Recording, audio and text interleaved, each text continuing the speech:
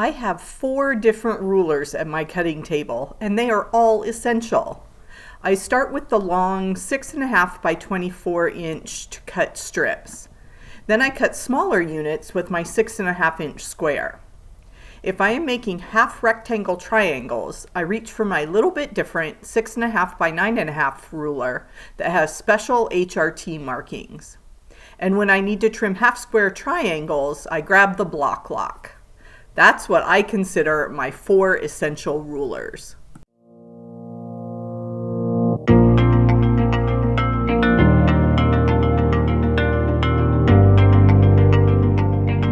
Welcome to Quilting on the Side, the podcast where we uncover the secrets to turning your passion for quilting into a profitable side hustle. I'm Tori from the Quilt Patch by Tori. And I'm Andi from True Blue Quilts.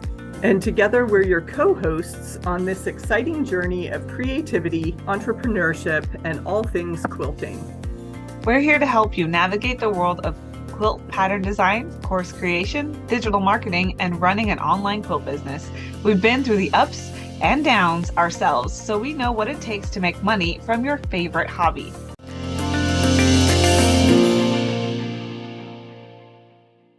Don't you just love to wander down the notions aisle of the local quilt shop and see all the specialty tools and gadgets that make our quilting life so much easier?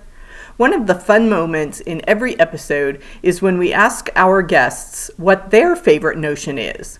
We have learned so much about the important tools that quilters use. I hope you enjoy this recap of Season 1.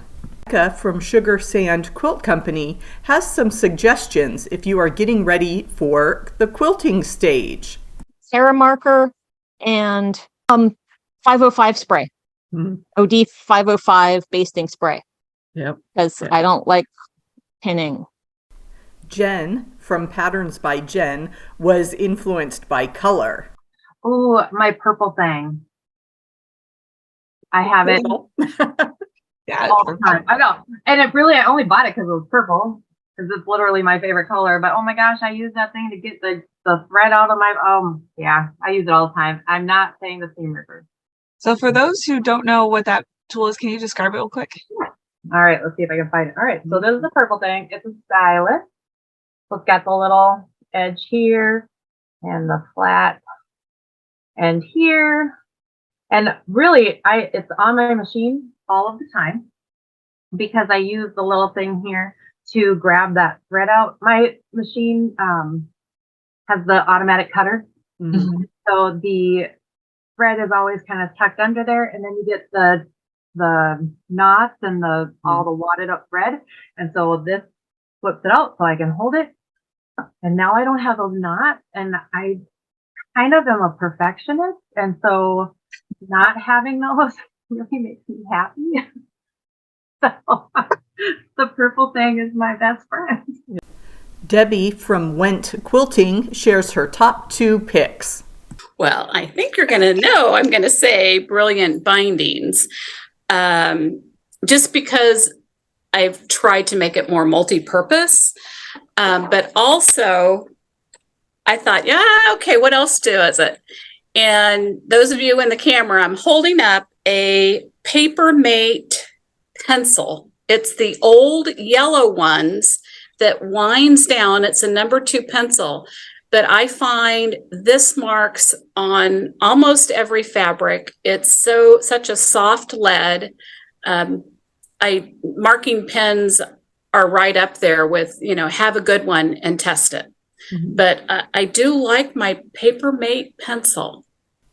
Rachel from Journey Back Quilts has 2 fabulous suggestions for us. Lately, I've been loving the diagonal seam tape. And I always have a thread cutter for chain piecing by my sewing machine. So I love the new ones that are the blade saver thread cutters where you put your old rotary blade in there. I love that it's kind of a upcycle kind of thing too. Belle from Seams Sew Me found that necessity was the mother of invention. Oh, that has to be my Seam Sew Me jumbo alphabet clips and number clips. So I design these notions and I sell them. It came about because I was sick of using Post-it notes and pens, and I would poke myself, they would fall on the floor. And so I started kind of experimenting. And so I design and make Seam Sew Me. They're made out of antique brass and die cut wood, and they hold large stacks of fabric. And it's the alphabet and the numbers. I'm getting ready to have them manufactured because I don't have time to make them as much as I used to. So that's my favorite notion. Marlene from Kissed Quilts never leaves home without this one. If it's a tool, I figured this out recently because I sew at home, I sew in that classroom space, and sew at retreat, all these things. What are you missing when you don't have it? So the thing that I miss when I don't have it are my Karen K. Buckley perfect scissors with the blue handles and the serrated edge, because the fabric is gripped as it cuts and it doesn't move. And I just love those. Beth Ann finds lots of uses for this household item. Masking tape. I use masking tape to create a seam guide on my sewing machine if I'm doing a seam allowance that's different than what I normally do, or if I'm mass producing half square triangles. I use masking tape to mark quilting lines. So I'm stitching not through it, but like next to it. I use masking tape to make labels I don't have a design wall right now because my design wall is downstairs and I'm not doing stairs very well right now. I get too dizzy. So I'm doing everything at my table up on the main floor. I've kind of commandeered the dining room is now my room. So I can't lay it all out. So I overlap things on my dining room table and I make labels out of masking tape. So I label each piece so I know the rows and the pieces in the row. And that works really well for me. And I put masking tape on the bottom of my rulers and templates so that they don't slip. Mm-hmm. So I love masking tape. Nancy from Patchwork Breeze helps us quickly fix our mistakes with her favorite notion. Oh, my favorite one right now is, and I can't remember if it's the zipper ripper or the zip ripper. It's a little electronic battery operated seam ripper. And I do my paper piecing and sometimes things don't go right, but that just zips it right out. And I don't hesitate thinking, oh, I have to pick it out with my seam ripper. A big shout out and thank you to all of our season 1 guests. It was fantastic getting to know you and hearing your stories. And a big thank you to our audience as well.